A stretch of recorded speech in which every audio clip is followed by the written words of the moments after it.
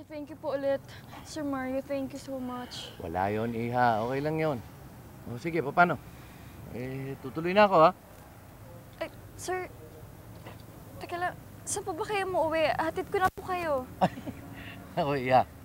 Wag na. Malayo ang bahay ko.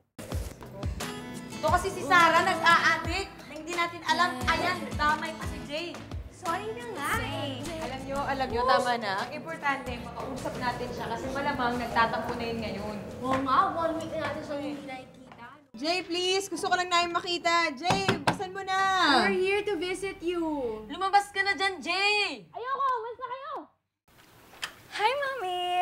Oh, hi! Nandiyan ka na pala. I want you to meet Mr. Mario Alfaro. Siya yung nag-save sa akin kanina sa hold-upper.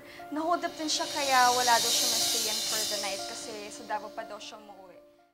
Hi, Patrice! Hey! Hi, Renzo! Hi, Renzo. And Patrice. Hi! Sosyal na art major sa garden lang pala babagsak. Oh, Mary! Secret Rose. Wow! Bagong headline. Everyday na lang. Para saan ba kasi yan? Baka naman kasi may galit kaya sinisiraan. Unfair sa classmate mo, ha? Di ba nga may kasabihan na if there's smoke, there's fire. So kung may ginawa kang hindi maganda, sooner or later, lalabas din yun eh. Lahat naman tao may sikreto, eh. Alam mo yun? Depende na lang kung paano mo sasabihin sa ibang tao yun. Sorry, I had to tell them. About what? About yung nakasulat sa Girl CR and yung blog entry. Pati ba naman kayo, naniniwala kayo doon? Aha! Ngayon alam ko na kung bakit tayo mo makita. Jake, pwede ba? Huwag ka na magdagdag. I never want to see your face again, Jake. Maghanap ka ng kabreed mo. Yung magulo yung utak.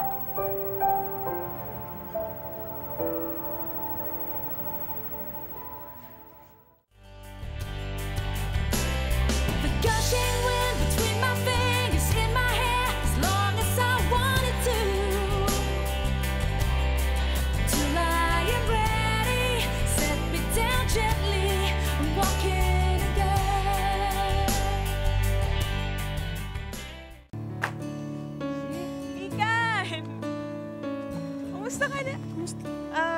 Kumusta ka na? Okay lang. Ikaw, ano nangyari sa'yo? Kailangan dumating.